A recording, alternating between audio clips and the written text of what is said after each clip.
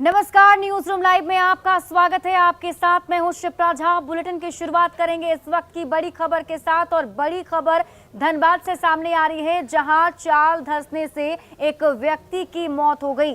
आपको बता दें कि अवैध कोयला खनन यहां पर चल रहा था, जिस वक्त अचानक से चाल धंस गई, जिसमें दबकर एक व्यक्ति की मौत हो गई है। शव को लेकर मौके से साथी मजदूर जो हैं वो फरार हो गए हैं। तुलसी डी का रहने वाला मृतक बताया जा रहा है। बाघमारा के बीसीसीएल ब्लॉक 2 की घटना बताई जा रही है, जहां अचानक से चाल धंसा, जिसमें दबने से एक व्यक्ति की मौत हो गई। तस्वीर हम आपको घटनास्थल की दिखा रहे हैं। यहीं पर देखिए, अवैध कोयला का खनन चल रहा था, जहां अचानक से चाल जो है वो धंस गया और उसमें दबकर एक मजदूर की मौत हो गई। साथ ही मजदूर जो है वो शव लेकर मौके से फरार हो गया। बाघमारा के बीसीसीएल ब्लॉक 2 की एक घटना बताई जा रही है। आज जिले में अवैध कोयले का कारोबार धड़ल्ले से जारी है, जिसका जीता जागता प्रमाण यह स्थान है और यह अवैध माइनिंग स्थल है। इस स्थान पर अवैध माइनिंग के दौरान चाल धंसी और एक मजदूर की मौत हो गई। बताया ये भी जाता है कि इस घटना में कई मजदूर भी घायल हुए थे। यहाँ पर आप देख सकते हैं, कुछ बोतल है, कुछ कपड़े हैं, कोयला कटाई करने वाले वह गैता है, टोकरी है, कुछ बोरों में भरा हुआ कोयला है, जो यह प्रमाण करता है कि इस जगह पर अवैध कोयले की कटाई जारी थी। अगर बात की जाए इस स्थल से स्थानीय थाना की दूरी, तो महज 1 से 2 किलोमीटर की दूरी पर है। गरीब मजदूर इस स्थान पर कोयले की कटाई इसलिए करने के लिए आते हैं क्योंकि उनको पैसे की जरूरत है, लेकिन उन गरीब मजदूरों के द्वारा कोयले कटाई से अगर कोई मालामाल हो रहा है तो वह बड़े सिंडिकेट और अवैध कोयला कारोबारी हैं, जो अपनी तिजोरी भर रहे हैं। अगर बाघमारा पुलिस अनुमंडल की बात की जाए तो ऐसे एक नहीं अनेकों अवैध माइनिंग स्थल है जहां पर कोयला की कटाई चलती है। और आप देख सकते हैं कि किस तरीके से यहाँ पर इस दुर्गम स्थान पर अवैध कोयले की कटाई चल रही है। आप तस्वीरों में देख सकते हैं कि किस तरीके से जो चाल है वह कई बार यहाँ पर धंसी है और यहाँ पर काम करने वाले मजदूर इसकी चपेट में आए हैं।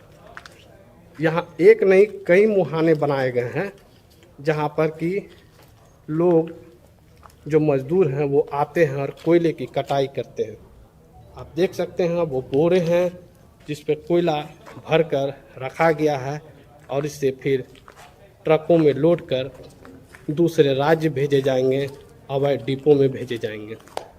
हम आपको और अंदर ले जाना चाहते हैं, लेकिन यह इतना दुर्गम है कि वहां जाने से मुझे भी डर लग रहा है। अब ऐसे में सवाल उठता है कि पुलिस और बीसीसीएल के अधिकारी कब इस अवैध मुहाने की भराई करेंगे और यहाँ पर काम करने वाले मजदूरों को जान बचाने का प्रयास करेंगे। संजय गुप्ता, न्यूज 18 धनबाद। और गोपालगंज में 17 साल के एक युवक की निर्मम हत्या कर दी गई है और हत्या करने के बाद उसके शरीर को तेजाब से जलाकर आग के हवाले कर दिया गया। ये दिल दहला देने वाली घटना गोपालपुर थाना क्षेत्र के संगवाडी गांव की है। मृतक किशोर की पहचान अनूप कुमार के रूप में की गई। हत्या के बाद से पूरे परिवार में कोहराम मचा हुआ है। घटनास्थल से चाकू, शराब की बोतल, माचिस समेत कई आपत्तिजनक सामान बरामद किए गए हैं। घटना के बाद से लोगों में काफी ज्यादा आक्रोश है और परिजन घटनास्थल पर एसपी को बुलाने की मांग कर रहे हैं। हत्या की वजह का फिलहाल खुलासा नहीं हो पाया है कि आखिर किस वजह से युवक की हत्या की गई। वहीं स्थिति को तनावपूर्ण होता देख पुलिस भी घटनास्थल पर नहीं पहुंची है। फिलहाल जो आक्रोशित परिजन हैं वो घटनास्थल पर मौजूद हैं, एसपी को बुलाने की मांग कर रहे हैं।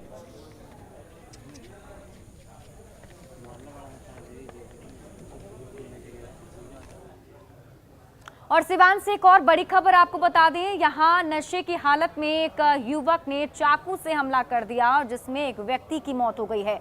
बताया ये जा रहा है कि युवक नशे की हालत में था, जिसके बाद उसने चाकू से एक शख्स पर हमला कर दिया, जिसमें उसकी मौत हो गई है। विनोद शाह पर हत्या का आरोप लगा है। विनोद शाह जो नशे की हालत में उसने चाकू से हमला किया। जानकारी ये भी मिल रही है कि मृतक के भतीजे को भी युवक ने जख्मी कर दिया है। आरोपी युवक भी इस मामले में जख्मी हो गया है, जिसका इलाज अभी चल रहा है। वो पी के आया था, गरिया रहा था, गए ये करने के लिए तो वही को चाकू मार दिया। कौन है पीने वाले कौन है? विनोद। कहाँ के हैं वो जलालपुर टटोला। मामला क्या था कि विवाद इतना बढ़ गया? मामला यही था कि वो पी के गरिया रहा था। हाँ। चाचा को यही चाचा पूछने के लिए गए कि क्यों गरिया रहा, वही को मार दिया। कौन चीज से मारा है? चाकू से। कितने लोग को लगा है? 2 आदमी। और बिहार में शराबबंदी को सही तरीके से लागू करने के लिए काफी सख्त रवैया प्रशासन की तरफ से बरता जा रहा है, लेकिन फिर भी शराबबंदी पर कंट्रोल नहीं किया जा रहा है, क्योंकि ऐसा ही एक वीडियो अभी वायरल हो रहा है, जिस वीडियो में साफ तौर पर दिख रहा है कि यहाँ लोग शराब का सेवन कर रहे हैं। अघोरी स्थान के पास नदी के किनारे शराब पीने वालों की टोली है। जो तस्वीर हम आपको दिखा रहे हैं, देखिए यहाँ पर देसी शराब का खुलेआम सेवन किया जा रहा है। वीडियो के मुताबिक एक बाबा हैं जो लोगों को शराब बांट रहे हैं और पीने वाले बाबा को रुपए भी दे रहे हैं। हालांकि न्यूज़ 18 इस वायरल वीडियो की पुष्टि नहीं करता, लेकिन इस वीडियो को देखकर आप अंदाजा लगा सकते हैं कि यहाँ पर शराब को लेकर किस तरीके से लोग जो हैं वो शराब का इस्तेमाल कर रहे हैं, उसे का सेवन करते हुए नजर आ रहे हैं।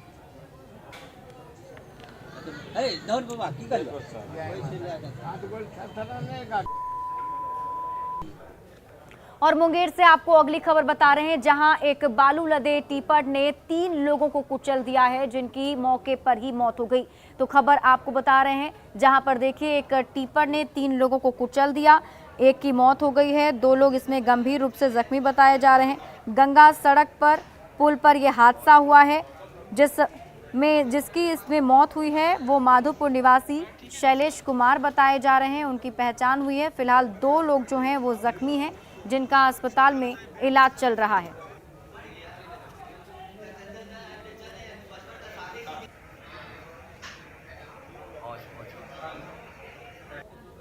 खनन माफिया लोग यहाँ बढ़ा हुआ है, खनन माफिया बढ़ा हुआ है।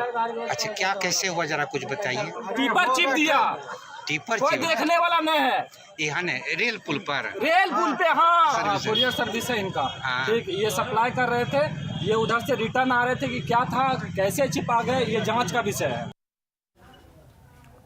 और बिहार की कानून व्यवस्था को सुधारने के लिए 54 नए थाने बनाए जाने थे, जिसको लेकर अधिसूचना भी जारी कर दी गई थी, लेकिन अभी तक ये 54 थाने जमीन पर नहीं उतरे हैं, सिर्फ कागजों में सिमट कर रह गए हैं। ये रिपोर्ट देखिए।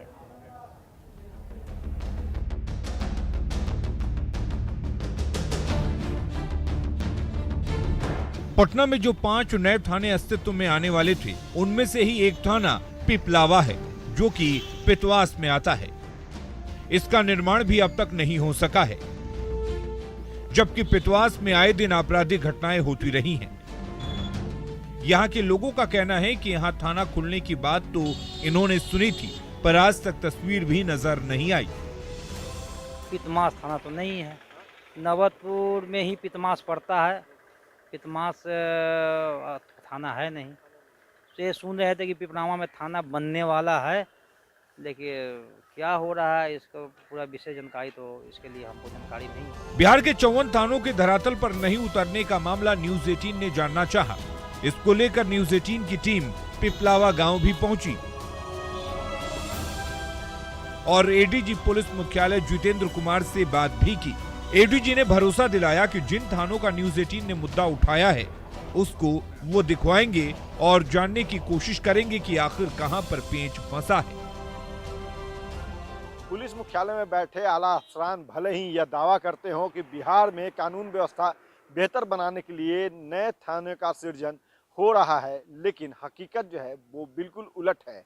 क्योंकि यह बात हम इसलिए कर रहे हैं क्योंकि आप देख सकते हैं कि यहाँ पे कागज में पिपलावा में जो है वो थाना है, और ये थाने का जो है निर्माण जो है वो कहा जा रहा है, अधिसूचना जो जारी की गई थी वो 1/2/1999 को, और इससे पहले भी गृह विभाग की तरफ से 7/3/2007 को पिपलावा में पितवास थाने को लेकर के जो प्रक्रिया है वो शुरू की गई थी, लेकिन अब तक ये थाने जो है वो कार्यरत नहीं हो पाया है।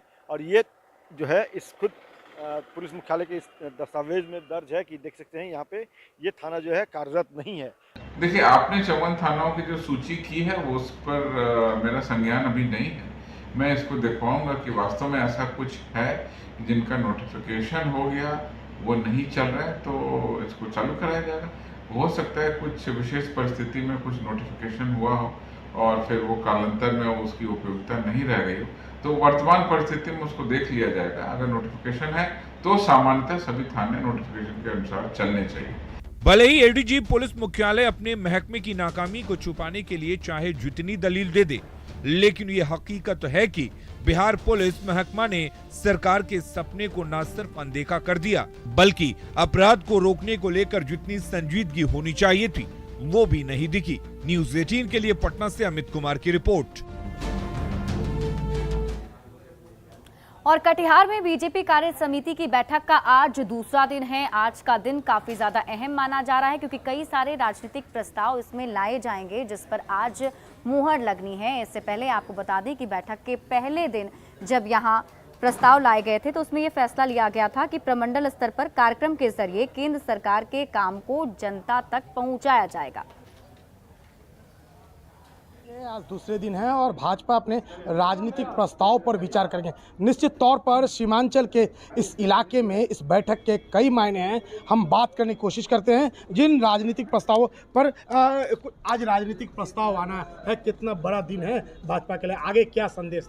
देखिए, भारतीय जनता पार्टी अपने संगठन को मजबूत करने के लिए और आने वाले लोकसभा चुनाव के लिए एक विस्तृत प्रारूप तैयार कर रही है और हम बूथ तक जो है एक पन्ना प्रमुख बनाने का भी योजना हमने बनाया है, जिससे कि पिछले बार जो लोकसभा में जिस बूथ पर, वैसे करीब 140 बूथ चिन्हित हुए हैं इस इलाके में, जहां पर कि हम थोड़ा प्रयास करें और भी हमको वोट का मत बढ़ सकता है। एक बड़ा सवाल है क्योंकि सीमांचल का ये इलाका है, बढ़ते अल्पसंख्यक आबादी, डेमोग्राफी पे एक चर्चा था। क्या इन बिंदुओं पर भी जो बैठक इस पे चर्चा होगी? नहीं, देखिए, सीमांचल तो सदैव भारतीय जनता पार्टी के लिए उपजाऊ जमीन रहा है और किसी भी परिस्थिति में जो ये पूर्वांचल का क्षेत्र है, इस क्षेत्र में भारतीय जनता पार्टी अपना पैठ बनाकर रखना चाहती है। क्या बात है, अब आप लोग घुसपैठ जैसे मुद्दे, बढ़ते डेमोग्राफी, चाहे जो अल्पसंख्यक आबादी है, उस पर कहीं ना कहीं आप लोग स्लो हो गए, उस बात को खुल कर नहीं बढ़ा, क्या कोई एजेंडा है इसके पीछे? नहीं, ऐसी बात नहीं है। देखिए, घुसपैठ पर जो हमारा एजेंडा था वो भारत की सरकार ने उस पर बहुत ही लगाम लगाने का प्रयास किया है और इसीलिए चूँकि सरकार खुद इस बात पर ध्यान दे रही है, इसलिए अभी वो मुद्दा हमारा नहीं हो सकता है। सरकार अपनी काम कर रही है और हम लोग अभी संगठन का काम कर रहे हैं और निश्चित रूप से अभी संगठन मजबूत होगा। तो निश्चित तौर पर कई मुद्दा है जिस पर खुलकर अब सब कोई बोलना नहीं चाहते, लेकिन ये जो चर्चा है सीमांचल के इलाके में जो अल्पसंख्यक आबादी और चाहे बदलते डेमोग्राफी और घुसपैठ जैसे मुद्दे पर भी भाजपा निश्चित तौर पर मंथन करेंगे। ये इशारों में ये संकेत भी दिया जा रहा है। सुब्रत, न्यूज़ 18 कटिहार। और जेपीएससी के 7वीं से 10वीं परीक्षा का परिणाम जारी हो गया है और इस परीक्षा में बेरमो की रहने वाली सावित्री कुमारी ने पूरे स्टेट में टॉप किया है। इन्होंने पहला स्थान हासिल किया है। आपको बता दें कि सावित्री बेरमो अनुमंडल के दांतू की रहने वाली है। राजेश्वर नायक की बेटी सावित्री ने पहले ही प्रयास में इस रिकॉर्ड को अपने नाम कर लिया। सावित्री की इस सफलता से पूरे परिवार में जश्न का माहौल बना हुआ है। गांव के लोगों को जैसे इस बात की जानकारी हुई, लोगों ने सावित्री के घर पहुंचकर उसे बधाई दी और उसके उज्जवल भविष्य की कामना की। सावित्री से बात की हमारे सहयोगी मृत्युंजय ने। बोकारो की बेटी ने जेपीएससी में पहला स्थान प्राप्त किया है और पूरे बोकारो के साथ पूरे झारखंड का नाम रोशन किया है। हम अभी मौजूद हैं दांतू में सावित्री कुमारी के घर पर और हम सीधे सावित्री से बात करते हैं कि आखिर जेपीएससी में पहला रैंक लाने के बाद वह कितनी खुश है। सबसे पहले तो न्यूज़ 18 की तरफ से आपको शुभकामना और बधाई। Thank you so much sir. एक चीज़ बताइए, किस तरह की तैयारी आपने की और क्या क्या आपका जीवन संघर्ष रहा? सर, तैयारी तो बस अपने आप को कमरे में बंद करना पड़ता है कुछ 1 साल के लिए और यूपीएससी जेपीएससी बस सब ऐसे ही सेल्फ स्टडी मांगते हैं। तो मैं भी घर में थी, लास्ट कुछ 1.5 साल से मैं घर में थी और या घर से ही तैयारी हुई है सर। एक चीज़ बताइए, आपकी पढ़ाई कहाँ हुई, कैसे किए, आप पूरा अपना बताइए। सर मैं बहुत खुश नसीब हूँ, मेरी एजुकेशनल बैकग्राउंड में मुझे बहुत अच्छे अच्छे प्लेटफॉर्म मिले हैं जो मेरे को निखारने का काम किए। रैंक लिस्ट में तो नाम का उम्मीद था क्योंकि एग्ज़ाम बहुत अच्छा गया था। सारे जो मेंस के आंसर्स थे वो मैं अच्छे से लिख के आई थी। लैंग्वेज पेपर भी मेरा अच्छा गया था, तो मतलब उम्मीद था कि लिस्ट में नाम होगा कहीं ना कहीं, बट उन 200-250 लोगों में रैंक 1 होगा ये तो उम्मीद नहीं था। मैं 3-4 बार चेक की, बार कि मेरा ही नाम है, मेरा ही रोल नंबर है। सबको इससे सबक लेना चाहिए, इससे सीख लेनी चाहिए कि आगे झारखंड का नाम इसी तरह से आगे करें और झारखंड की बेटियों को और आगे ले जाया जा सके। मृत्युंजय कुमार, न्यूज़ 18, बोकारो। और बिहार के गोपालगंज के रहने वाले दिव्यांशु शुक्ला ने यूपीएससी में 153वां रैंक हासिल किया है और उन्होंने ये रैंक हासिल जब से किया उसके बाद से उनके पूरे परिवार में खुशी का माहौल है। आपको बता दें कि दिव्यांशु शुक्ला मूल रूप से गोपालगंज के रहने वाले हैं, लेकिन इन्होंने अपनी पढ़ाई बोकारो में की है, जिसके बाद इनके पूरे ही घर में खुशी का माहौल बना हुआ है। दिव्यांशु ने 2019 से यूपीएससी की तैयारी शुरू की थी और बोकारो में रहकर अपने बहनोई को आदर्श मानकर परीक्षा की तैयारी शुरू की। दिव्यांशु ने दूसरे प्रयास में कामयाबी हासिल की है। उनका कहना है कि गरीब तबके के लोगों को सहायता करते हुए न्याय दिलाना उनकी पहली प्राथमिकता होगी। मैंने तैयारी स्टार्ट करीब कर दी थी अपनी 2019 के आसपास से। तो पहले 1-1.5 साल थोड़ा समझने में टाइम लगा, इस वजह से पहले अटेम्प्ट में नहीं हुआ था, लेकिन इस अटेम्प्ट में मेरा फाइनल तैयारी हुआ और मैं निकाल पाया। मैं तैयारी कर रहा था जॉब के साथ साथ, CCL में मैं काम कर रहा था और बरका सयाल एरिया रामगढ़ डिस्ट्रिक्ट में है, वहाँ पे मैं पोस्टेड था एज अ प्रोजेक्ट इंजीनियर। मेरा तो पूरा ड्रीम जैसे पूरा हो गया है। वो तैयारी करता था, बहुत मेहनत करता था। हम देखते थे कि रात को 1-1.5 बजे 2 बजे तक जग रहा है और दिन भर भी कभी बुक्स पढ़ता था, कभी वीडियोस देखता था। तो भगवान से यही प्रार्थना रहती थी कि इसको सफलता मिले, और जैसे उसको सफलता मिली तो एक जैसे सपना पूरा हो गया। देखिए, आजकल के जो बच्चे हैं IIT के बाद सॉफ्टवेयर में ज़्यादा क्रेज है, अच्छा पैकेज है, इनका भी वही था। लेकिन एक चीज़ ही मैंने इन्हें बताया कि UPSC एक समाज के लिए कार्य करने का आपको मौका देती है। अगर आप इसमें सफल हो जाइएगा तो आपको एक इंटरनल खुशी होगी।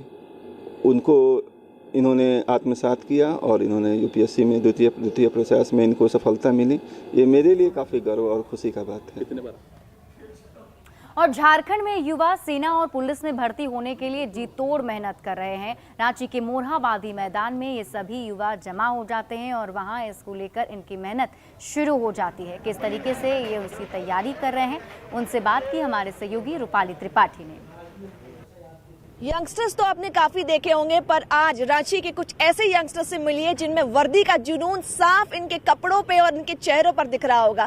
ठीक मेरे सामने देखिए कुछ ऐसे यंगस्टर हैं जो यहाँ पे लगातार देश की सेवा के लिए ट्रेनिंग में जुटे हैं। बता दूं कि काफी मेहनती है ये लोग और इनकी जरूरत भी है, जरूरत को कोना रखते हुए लगातार यहाँ पर अपनी मेहनत में लगे हुए हैं। कोई सिक्योरिटी गार्ड का काम करता है तो कोई यहाँ पर घर की सारी बैरियर तोड़ते हुए शिक्षा के साथ साथ फौज में भर्ती की तैयारी कर रहा है। आइए इनकी ही जुबानी इनकी कहानी सुनते हैं, लोगों तक पहुंचाते हैं। सर क्या नाम है, कहाँ क्या कर रहे हैं अभी आप? मेरा नाम राजेश कुमार महतो, मैं रामगढ़ से बिलोंग करता हूँ। वो काफ़ी नक्सली प्रभावित क्षेत्र है जिसमें काफ़ी हर चीज़ की दिक्कत है। वहाँ से मैं निकल कर रांची आया हूँ। वहाँ यहाँ आने के बाद मैंने कुछ काम ज्वाइन किया, जिसके बाद यहाँ पर एकेडमी ज्वाइन करने के बाद फौज का सपना कहाँ से आया? फौज का सपना मैंने देखा रोड में कि जो आर्मी के बंदे दौड़ रहे थे, तो मेरे को लगा ये क्या कर रहे हैं। तो मैंने पूछा भी सर ये क्या है, तो वो बताए कि ये आर्मी है, इससे रैली होता है। तो फिर मैंने यहाँ जब ज्वाइन किया तो काफ़ी दिक्कतें होने लगी, पैर फ्रैक्चर हो गया, घर वाले भी सपोर्ट नहीं करते, ये क्या है फौज की तैयारी क्यों कर रहे हो। दूसरा चीज़ क्या है, मेरा मामा बोलने लगे मेडिकल लाइन में, बोले फार्मेसी ज्वाइन करो, फौज में क्यों रखा है, इसमें फैमिली से दूर रहना पड़ेगा, हर चीज़ से दूर रहना पड़ेगा, ये फौज मत ज्वाइन करो, इधर आ जाओ। मैंने बोला फौज ही ज्वाइन। आज तक मैंने फौज के अलावा कोई फॉर्म भी नहीं भरा है और इसके अलावा मेरे किसी में जाना भी नहीं। आप सारी बैरियर तोड़ते हुए घर पर अपने, जैसे कि आपने बताया कि पढ़ाई को लेकर दिक्कत है, पढ़ाई भी कर रही है, फौज में आने के लिए ट्रेनिंग भी कर रही है, कितना बड़ा चैलेंज है आपके लिए? चैलेंज तो बहुत बड़ा है। ऑब्वियसली जनरेशन जब चेंज करना होता है कि पूरे जनरेशन को चेंज करना है कि अब लड़कियों को भी आगे निकालना है। जितने भी 14, 13, 15 साल की मेरी बहनों ने शादी कर ली कि अब ना करो प्लीज़, अब बस ख़त्म कर दो और अब अपने लिए लड़ो, अपने पूरे जनरेशन को बदलो, अपने आप को दिखाओ कि अपने एम्पावरमेंट दिखाओ कि क्या हो आप। सर, आपकी कहानी जानना चाहूंगी कि अभी किस तरीके से अपना रांची में काम चला रहे हैं और किस तरीके का जोश आप में है, कहाँ के रहने वाले हैं, कहाँ से फौजी बनने का सपना आया? मेरा नाम तरुण कुमार है, मैं लातेहार डिस्ट्रिक्ट से बिलोंग करता हूँ। लातेहार डिस्ट्रिक्ट में नक्सल इलाका बहुत ज़्यादा है। मैंने फौज से पहले नक्सली देखे थे। हम वर्दी हम फौज का नहीं देखे थे, नक्सली का पहले देखे थे। लेकिन जब फौजी देखा तो मैंने फौजी में भर्ती होने का ठान लिया। मुझे बनना है तो सिर्फ फौजी बनना। तो आपने देखा कि झारखंड वासी जो है वो तो बखूबी तैयार है, पर जो भी कमी आ रही है वो सरकार की तरफ से आ रही है। वैकेंसी 2 सालों से नहीं निकली है, जो इनकी परेशानी बनी हुई है, पर तैयारी आप देखें कि किन्होंने अपना रिटर्न से लेकर बाकी सारा जो कॉम्पिटिशन है वो तैयारी कर लिया है। आखिर इनकी फिजिकल टेस्ट जो है वो पेंडिंग पर आके रुकी हुई है और जुनून इनमें उतना ही है, वर्दी का जुनून। एक लोग यहाँ पर आकर अपने ग्राउंड पर 4 बजे से जो प्रैक्टिस करता है वो सामने दिखता है। सारा रांची वासी जो है, इन लोगों को काफी ज्यादा ये लोग एविडेंट है यहाँ पर। कैमरामैन संजीव के साथ रूपाली त्रिपाठी, न्यूज़ 18 रांची। और अगली खबर नवादा से है, जहां एक बुजुर्ग महिला पर चाकू से हमला किया गया है। बताया जा रहा है कि देवर ने अपनी भाभी पर चाकू से हमला कर दिया। सोनू बिघा गांव की घटना है, जहां देवर ने अपनी भाभी को चाकू से कई जगह पर वार कर जख्मी कर दिया है। घटना कादिरगंज थाना क्षेत्र के सोनू बिघा की है। घायल महिला के बेटे ने बताया कि 6 माह पहले उसके 1 साल के पोते की पानी में डूबकर मौत हो गई थी, जिसके बाद उसके चाचा उसे डायन बताकर प्रताड़ित किया करते थे। महिला को गंभीर हालत में पहले पावापुरी विम्स और फिर पटना रेफर किया गया। फिलहाल आरोपी घटनास्थल से फरार है।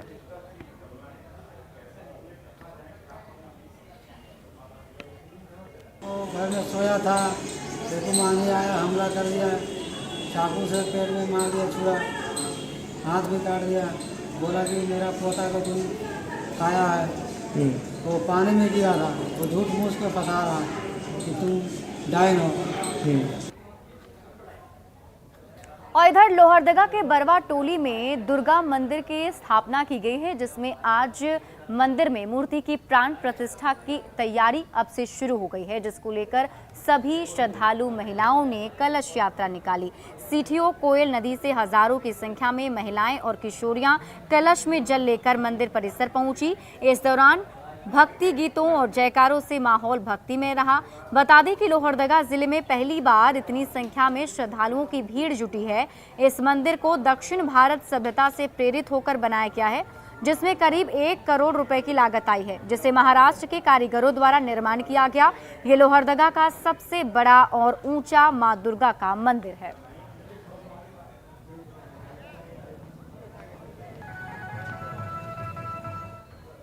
और फिलहाल इस बुलेटिन में अभी के लिए बस इतना ही, लेकिन न्यूज़ 18 बिहार झारखंड पर खबरों का सिलसिला लगातार जारी है।